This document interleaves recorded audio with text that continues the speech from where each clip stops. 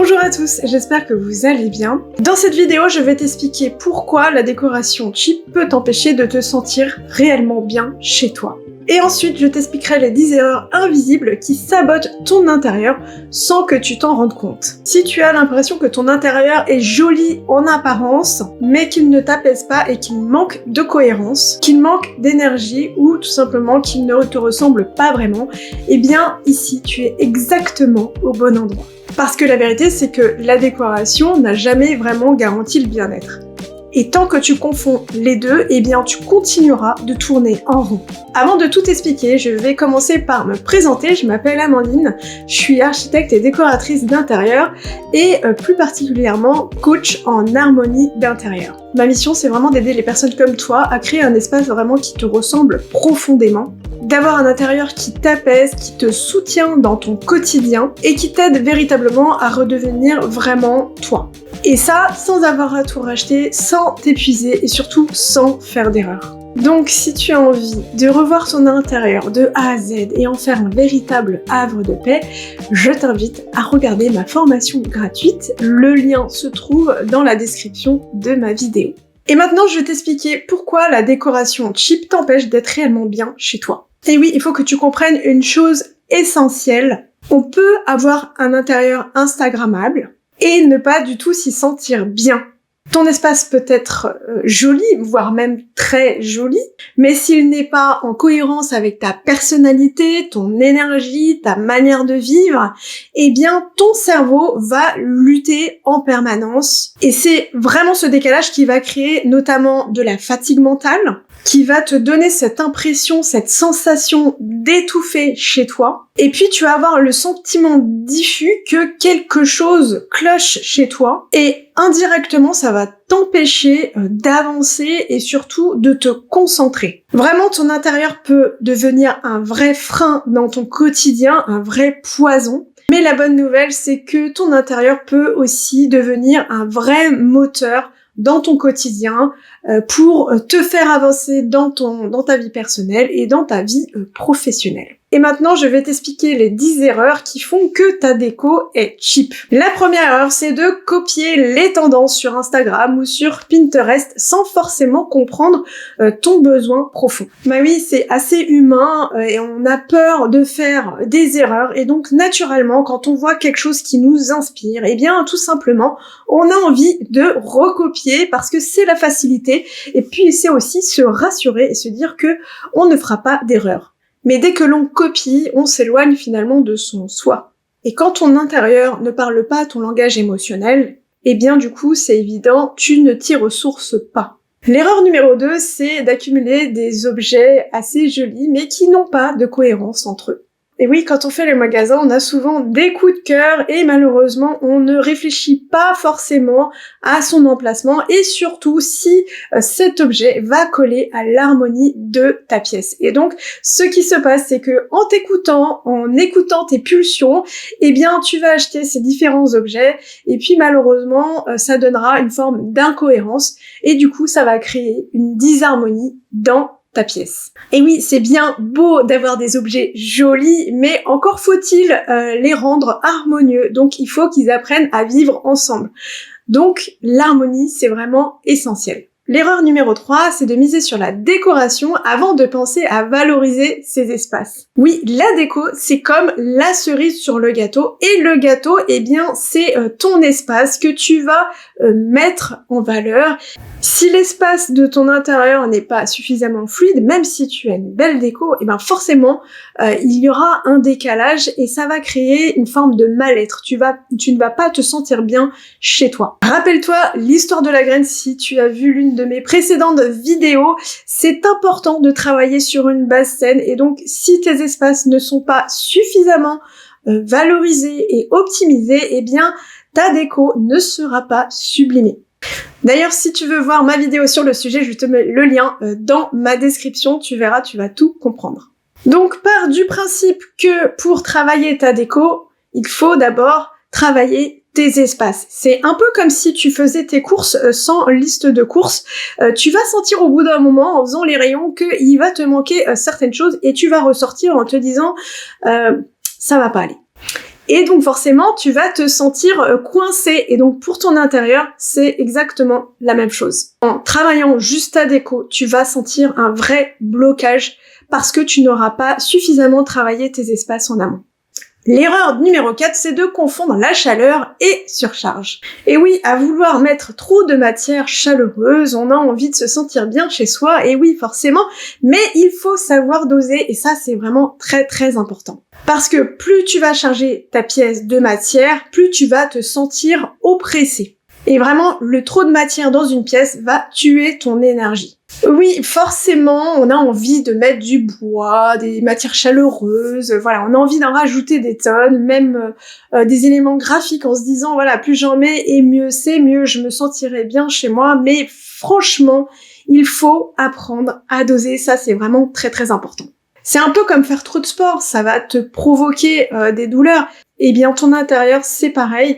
Eh bien, à vouloir en mettre trop dans ton intérieur, tu vas te sentir, tu vas sentir une forme de mal-être. L'erreur numéro 5, c'est d'utiliser les mauvais matériaux au mauvais endroit. Chaque matière va influencer notre système nerveux, donc soit certaines matières apaisent et d'autres, voire même agressent. Il faut que tu essayes d'imaginer une pièce avec 4 murs et sur chaque mur, tu as une matière différente.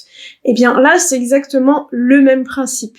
À vouloir mettre trop de matière, tu vas créer une disharmonie. Donc c'est toujours une histoire de dosage, il faut vraiment savoir arbitrer le choix des matières. L'erreur numéro 6, c'est d'ignorer la circulation de l'énergie. Si tu contournes tes meubles en faisant le parcours du combattant, eh bien là, je pense qu'il y a un vrai problème. Juste avec ça, ton cerveau se sentira fatigué. Parce que forcément, ce manque de fluidité va générer une forme de frustration et ça va t'agacer au bout d'un moment, c'est tout à fait normal. Donc forcément, si tu n'optimises pas la circulation de tes pièces, eh bien tu auras beau faire une belle déco chez toi, eh bien on n'y verra rien parce que du coup ça circule pas. La circulation de ta pièce permet aussi de sublimer ta déco. Toujours sur le même principe de la cerise sur le gâteau. L'erreur numéro 7, c'est de choisir des couleurs parce qu'elles sont belles. Mais la vraie question, c'est est-ce que ces couleurs, vraiment soutiennent l'émotion dont tu as besoin au quotidien. Une autre question, c'est est-ce que cette couleur est adaptée à la position de ta pièce, à sa luminosité ? Est-ce que cette couleur sur un pan de mur, ça ne va pas être trop? Parce que oui, effectivement, entre choisir une couleur sur un petit pavé de ton nuancier, eh bien, il y a une différence entre le petit carré et un mur de 8 mètres carrés. La différence est quand même assez importante. Donc, vraiment, doser ce sujet-là. Est-ce que oui, cette couleur sur un pan de mur entier peut le faire? L'erreur numéro 8, c'est de mélanger trop de styles.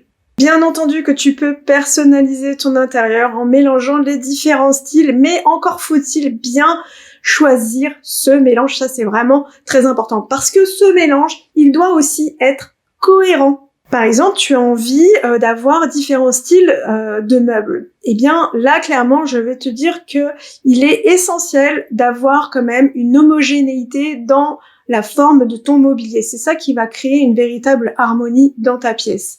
Tu peux bien évidemment choisir un meuble qui sort du lot, mais pas plus. Pour le reste, tu as bien compris, c'est l'homogénéité qui prime. Et puis après, tu peux switcher avec différents styles. Donc ça peut être sur le choix des matières, le choix d'un certain graphisme. Il y a plein de choses sur lesquelles tu peux jouer justement pour avoir différents styles dans ta pièce et en faire quelque chose qui te corresponde vraiment. L'erreur numéro 9, c'est d'acheter pour remplir. Toujours un peu sur le même principe des jolis objets, eh bien, effectivement, ça c'est vraiment un sujet, on a tous un peu ce problème-là, c'est de vouloir combler le vide par quelque chose. Et donc ça, c'est vraiment c'est quand même un réflexe que l'on a, et puis on ne va pas se mentir, on a toujours des petites pulsions dans les magasins où on se dit bon bah voilà, j'ai envie de l'avoir chez moi, ça peut servir. Et donc ça peut servir peut tuer ton intérieur véritablement. Et même si tu te dis que cet objet se retrouvera dans un placard fermé où tu ne verras rien, eh bien ta conscience te dira forcément que ce placard est bourré de choses à trier. Et ça va rester dans ta charge mentale et tu sauras en permanence que ce placard, il faudra que tu le tries au bout d'un moment. Et donc ça, c'est pas forcément bon pour ton état d'esprit. Et enfin, dernière erreur, eh bien, c'est de chercher à avoir un résultat rapide.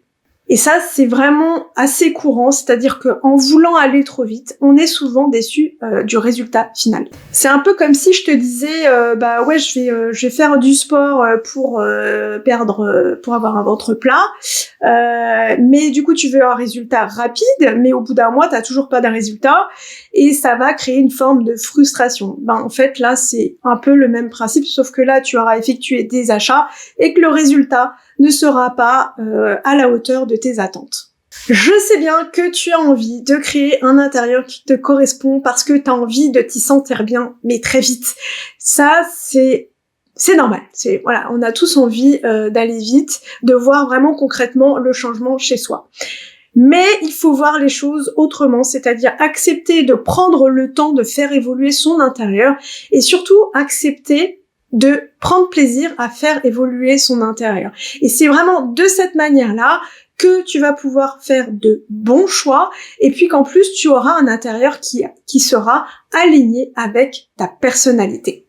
Donc si tu as fait l'une de ces erreurs, mais ce n'est vraiment pas par faute de goût, c'est juste parce que tu n'as jamais appris à comprendre ton fonctionnement et aussi de transcrire ces aspirations profondes et aussi créer un intérieur qui te soutient émotionnellement. Tu n'as pas besoin de plus d'objets, tu as juste besoin de plus de toi dans ton intérieur. Et si tu veux arrêter la décoration pansement et que tu souhaites vraiment avoir un intérieur qui t'apaise, qui te ressource, eh bien je t'invite vraiment à regarder ma formation gratuite qui te permettra justement de comprendre comment créer cet intérieur en fonction de ta personnalité. Et je rappelle que le lien se trouve juste dans la description de ma vidéo. Ton intérieur est un miroir, mais c'est aussi un vrai moteur dans ton quotidien, aussi bien dans ta vie personnelle que professionnelle. Parce que si tu changes vraiment la manière dont tu construis ton intérieur, eh bien tu changes aussi radicalement la manière dont tu te sens dans ta vie. Et tout commence par arrêter la déco cheap.